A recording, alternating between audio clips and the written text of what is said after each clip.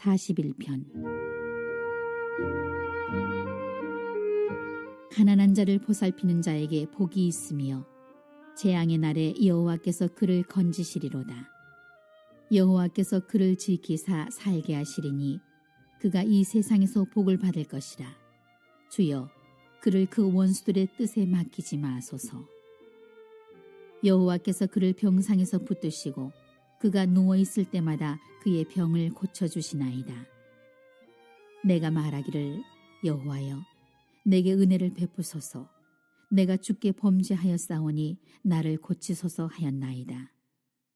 나의 원수가 내게 대하여 악담하기를, 그가 어느 때에나 죽고 그의 이름이 언제나 없어질까 하며, 나를 보러 와서는 거짓을 말하고 그의 중심에 악을 쌓았다가 나가서는 이를 널리 선포하오며, 나를 미워하는 자가 다 하나같이 내게 대하여 수군거리고 나를 해하려고 꾀하며 이르기를, 악한 병이 그에게 들었으니 이제 그가 눕고 다시 일어나지 못하리라 하오며, 내가 신뢰하여 내 떡을 나눠 먹던 나의 가까운 친구도 나를 대적하여 그의 발꿈치를 들었나이다. 그러하오나 주 여호와여, 내게 은혜를 베푸시고 나를 일으키사 내가 그들에게 보응하게 하소서. 이로써 내 원수가 나를 이기지 못하오니 주께서 나를 기뻐하시는 줄을 내가 알았나이다. 주께서 나를 온전한 중에 붙드시고 영원히 주 앞에 세우시나이다. 이스라엘의 하나님 여호와를 영원부터 영원까지 송축할지로다. 아멘. 아멘. 네, 오늘 이제 시편 41편 말씀입니다. 시편은 이제 총 5권까지 되어 있고요. 41편은 제1권의 이제 마지막 장입니다. 시편 1편을 처음에 시작할 때 서론적으로 쭉 설명한 그런 말씀 기억나시는지 모르겠습니다.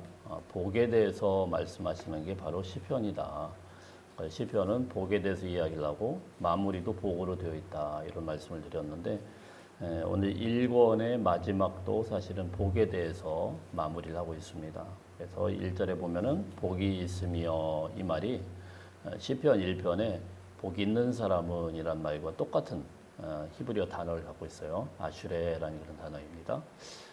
우리가 이제 여기에 대해서 흔히 이제 잘 이해를 해야 되는 게, 복이 있다라고 했지 없는 복을 하나님이 갑자기 채워준다, 그런 뜻은 아니라고 말씀을 드렸습니다. 그럼 어떤 사람이 복이 있는 사람이냐? 우리나라로 치면 복이 있다라는 이런 개념은 없는 축복을 하나님이 막 위로부터 부어주고 이런 개념보다는 행복하다, 이렇게 보는 게 좀 오히려 더 나을 수 있습니다. 어떤 사람이 행복한 사람이냐? 그 사람은 시편 1편에 보니까 율법, 하나님의 율법을 묵상하고 주야로 즐거워하는 사람, 이런 사람이 복 있는 사람이다. 그런 사람이 행복한 사람이다, 이렇게 말씀을 했어요. 그에게 하나님의 복이 있다, 이렇게 말씀을 했습니다. 그럼 오늘 이제 마무리, 1권의 마무리인 41편에서는 어떤 말씀을 하느냐? 우리 1절 한번 읽어보겠습니다. 1절 시작. 가난한 자를 보살피는 자에게 복이 있으며 재앙의 날에 여호와께서 그를 건지시리로다. 자, 이제 율법을 주야로 즐거워하고 묵상하는 자에게 복이 있다. 그는 시냇가에 심은 나무와 같아서 철을 따라 열매를 맺는다. 자, 이런 이제 1권 맨 처음 시작할 때의 복이, 첫 번째 마무리가 무엇이냐면은 가난한 자를 보살피는 자가 복이 있다, 이렇게 마무리를 하고 있습니다. 그럼 이게 무슨 연관이 있을까요? 사실 구약 성경에서 구약의 하나님의 율법 중에서 가장 핵심의 핵심을 뽑으라고 하면은 가난한 자들을 어떻게 대하는가에 있습니다.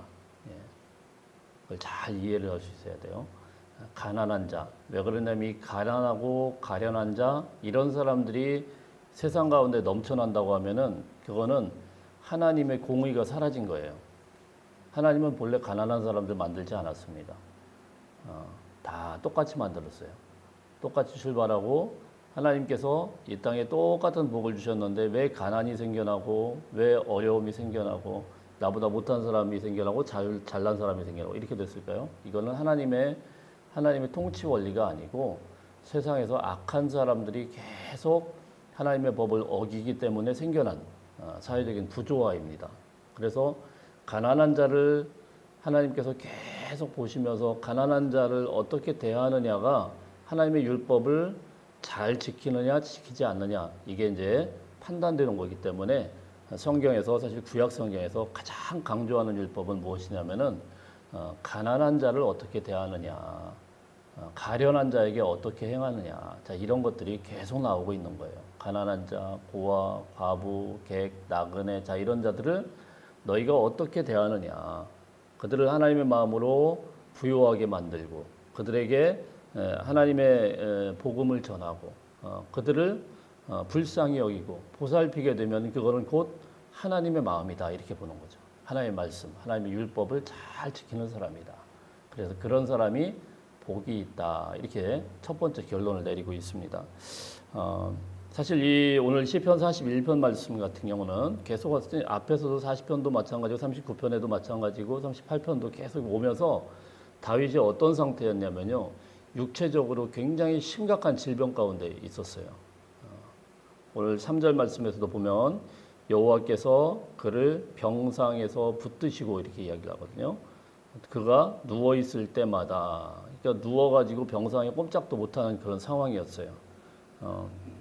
자 그래서 그는 뭐라고 이야기를 하냐면은 10절 말씀에 보면은 하나님에 대한 그런 기도가 주 여호와여 내게 은혜를 베푸시고 나를 일으키사 지금 꼼짝없이 누워있는 중병에 빠져서 누워있는 그런 상태예요.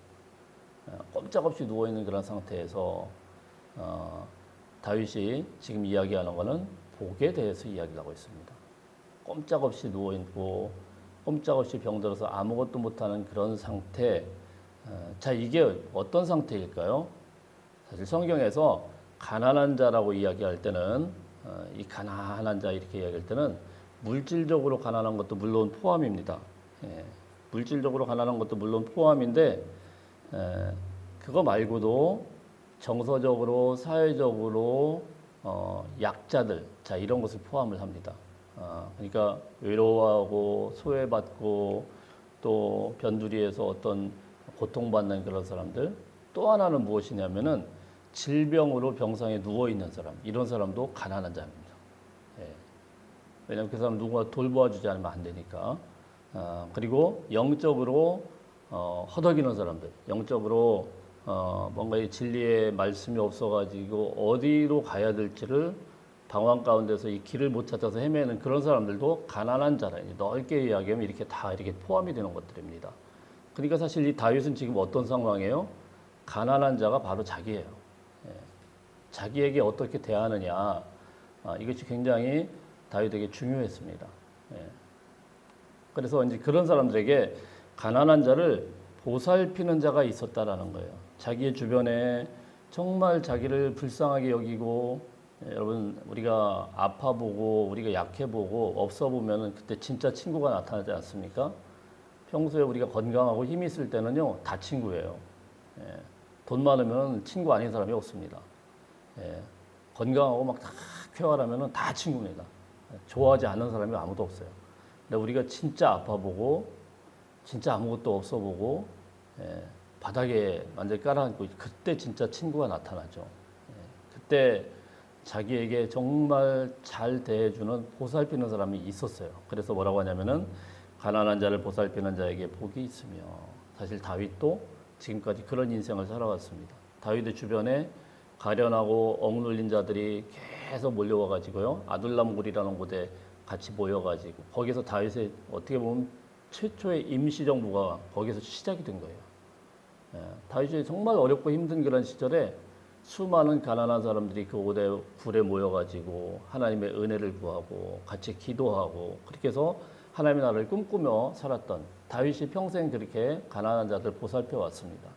이번에는 병상에 누워보니까 누가 진짜인지가 드러나는 거예요.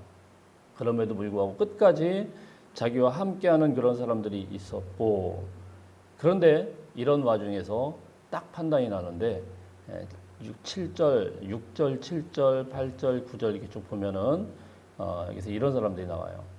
6절 한번 읽어봅니다. 6절 시작. 나를 보러 와서는 거짓을 말하고 그의 중심에 악을 쌓았다가 나가서는 이를 널리 선포해. 이중적인 사람이 막 나타나는 거예요. 나를 보러 와서는 이거 얼른 일어나세요 이렇게 얘기하고 밖에 나가가지고는 막 악한 말로 막 떠들고 다니는 그런 사람들이 있어요. 예. 7절에 보면은 7절 한번 읽어볼까요? 시작. 나를 미워하는 자가 다 하나같이 내게 대하여 수군거리고 나를 해하려고 꾀하고. 이렇게 사람이 약해지면은요 안 들리는 것들도 다 들리거든요. 예. 그동안에는 별로 신경도 안 썼는데 자기들끼리 수군수군거리면 야 다윗 다 됐다. 내가 저렇게 잘난 체 할 때부터 봤다 막 이래가면서 예, 자기들끼리 싹 몰려들어가지고 막 수군거리고 막 해하려고 꾀하고 다윗 저거 빨리 죽었으면 좋겠다 막 이러고 자, 이런 게 이제 약한 자들이 막 뭉쳐 다니는 거죠. 예, 얼마나 기가 막힙니까.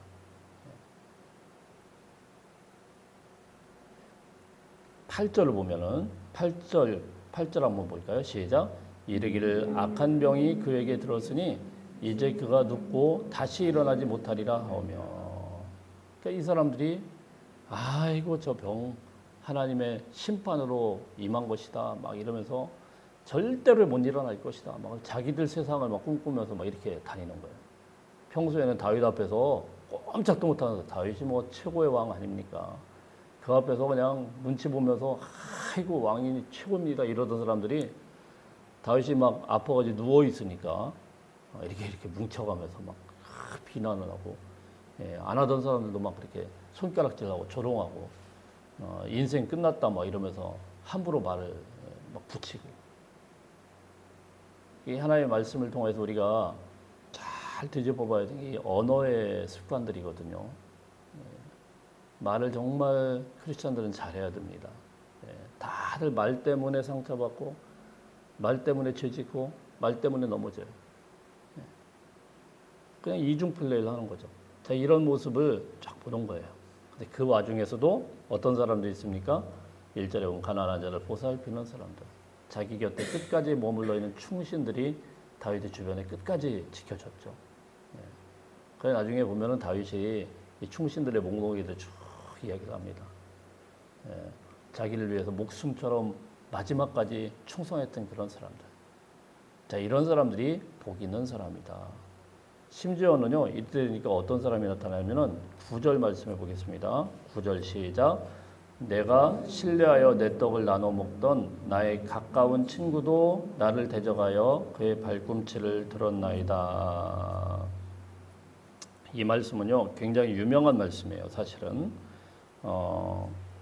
같이 식탁에서 나누면서 같이 교제를 하고 그러던 친구가 어느 날 갑자기 대적자로 바뀌어서 발꿈치를 들었다 이렇게 이야기합니다. 예. 다윗의 주변에 그런 사람이 압살롬의 반역 때 정말 친한 친구인데 압살롬 편에 있어가지고 막 공격하려고 이 발꿈치 들었다라는 것은 공격한다는 이야기예요. 나에게 절대 그래서는 안 되는 친구인데 완전히 배신해가지고 저쪽 편에 나를 막 죽이려고 지금 달려들고 있는. 근데 이 말씀이 왜 유명해졌냐면은 우리 예수님께서 가롯 유다에 대해서 지적할 때 이 말씀을 인용을 합니다. 요한복음에 보면은 밥상머리에서 이렇게 다 밥을 먹고 있을 때 그때 이제 인용을 해요. 제가 한번 읽어드릴게요. 이 가롯 유다의 배신을 인용하면서 그때 이제 이걸 딱 한 요한복음 13장 18절 말씀에 이 이야기를 다 인용을 하는 거예요. 발꿈치를 들었다. 그의 발꿈치를 들었다. 이러면서 인용을 하는 게 바로 이 말씀입니다. 여러분 얼마나 이 다윗이 배신감 느껴지고 얼마나 답답하고 얼마나 어려웠겠습니까? 자, 그래서 오늘 시편 1편에서 시작한 이 복에 대한 결론적인 말씀인데 어떤 사람이 복이 있느냐? 정말 가난한 사람, 물론 신체적으로 또 육체적으로 약하고 가난한 사람도 있고 물질적으로 가난한 사람도 있고 사회적인 약자들도 있고 그리고 복음에 또 소외된 사람들에게 복음을 전하는 것도 가난한 자에게 잘하는 것, 보살피는 그런 역할을 한다라고 이렇게 보시면 됩니다. 자, 이런 사람들에게는 어떤 복이 임하느냐? 2절 한번 읽어봅니다. 2절 시작. 여호와께서 그를 지키사 살게 하시리니 그가 이 세상에서 복을 받을 것이라. 주여 그를 그 원수들이 뜻에 맡기지 마소서. 다윗의 기도의 절정이 무엇입니까? 이 세상에서 복을 받을 것이라. 가난한 자에게 선하게 대하고 그들에게 보살피는 자에는 이 세상에서 복을 받을 것이라. 자, 3절 봅니다. 3절 시작. 여호와께서 그를 병상에서 붙드시고 그가 누워 있을 때마다 그의 병을 고쳐 주시나이다. 지금 다윗의 어떻게 보면은 다윗의 지금 자기 상황을 그대로 이야기한 거예요. 어떤 복을 받느냐? 병 고쳐 주신대요. 자기가 지금 누워 있는데 자기가 가난한 자들에게 정말 질병이 있고 어려운 자들을 잘 대했으니까 우리 하나님이 어떤 사람을 치유해 주시고 어떤 사람을 일으키느냐? 가난한 자를 어떻게 대하느냐? 이것을 보시고 판단하시고 그에게 복 주시고 그를 침상에서 일으키시고 병을 고쳐주신다. 이렇게 고백을 하고 있습니다. 자, 그리고 나서 이제 쭉 이제 여기 뒤에 부분 살펴봤습니다. 내가 말하기를 여호와여 내게 은혜를 베푸소서 내가 주께 범죄하였사오니 나를 고치소서. 이제 다윗의 기도의 시작이 쭉 되고 있죠. 이 억울한 상황을 쭉 하나님 앞에 아뢰고 나서 자, 이 진짜 하나님의 보살핌과 하나님의 은혜가 어떻게 임하게 되느냐 10절부터 쭉 한번 읽어봅니다. 10절 시작. 그러하오나 주 여호와여 내게 은혜를 베푸시고 나를 일으키사 내가 그들에게 보응하게 하소서. 이로써 내 원수가 나를 이기지 못하오니 주께서 나를 기뻐하시는 줄을 내가 알았나이다. 아멘. 그러하오나 나는 지금 굉장히 지금 곤란한 상황 가운데 있어요. 그러하오나 주 여호와여 내게 은혜를 베푸시고 나를 일으키사 내가 그들에게 보응하게 하소서. 왜 이런 기도를 다윗이 할 수가 있습니까? 다윗이 여기에 해당되는 사람이에요. 해당되는 사람. 자기가 일평생 동안 가난한 자들에게 주님의 율법대로 정말 선하게 했고 보살폈기 때문에 하나님은 나에게 복을 주셔서 나를 일으켜 세워주셔야 됩니다. 할렐루야. 어떻게 보면 하나님의 은혜가 무조건 베풀어지는 것 같지만 사실은 이런 말씀들을 가만 보면은요 무조건이라는 것에 조건이 있어요. 하나님의 은혜는 정말 우리가 무슨 뭘 자격이 있어서 베푸는 건 아니지만 그런데 가만 보면은 내가 하나님 앞에 이렇게 하나님의 율법에 하나님의 말씀에 충실하게 살았습니다라는 분명한 근거를 가지고 하나님 앞에 기도할 때 그게 훨씬 더 효과가 있죠. 그때 다윗의 기도는 힘이 있죠. 뭐라고 합니까? 나를 일으켜 주십시오. 나를 일으켜 주십시오. 우리가 질병으로 괴로워하고 어려워지고 힘들어지고 마음으로 연약해질 때 하나님 무조건 일으켜 주세요. 이거보다는 하나님 제가 일평생 주의 말씀에 따라서 하나님 앞에 이렇게 예배자로 살았고 이렇게 다른 사람들을 이렇게 선하게 대하고 주님의 말씀에 충실하게 살지 않았습니까? 그러므로 하나님께서 저를 일으켜 세워주셔야 제가 주의 일을 하지 않겠습니까? 자, 이렇게 나가는 게 훨씬 힘이 있지 않겠습니까? 다윗은 이제 이런 기도를 하나님 앞에 올려드렸죠. 12절에 보니까 나를 온전한 중에 붙드시고 영원히 주 앞에 세우시나이다. 병상에 누워있지만은 소망을 가지고 하나님 앞에 나가게 되는 거예요. 사랑하는 성도 여러분, 오늘 여러분의 상황이 어떠하든지 간에 이 말씀을 가지고 붙드시고 주님 앞에 소망의 주인이시고 우리에게 복 주시는 하나님 앞에 나아가서 부르짖고 기도하는 하루가 되시기를 축복합니다. 13절 마지막으로 읽겠습니다. 13절 시작. 이스라엘의 하나님 여호와를 영원부터 영원까지 송축할지어다. 아멘 아멘. 아멘 아멘 두 번 더 있어요. 아멘 아멘. 마지막은 하나님을 찬양하면서 1권이 마무리가 되었습니다. 이런 찬양이 대대 영원토록 우리 삶 가운데 넘치기를 축복합니다. 기도하겠습니다.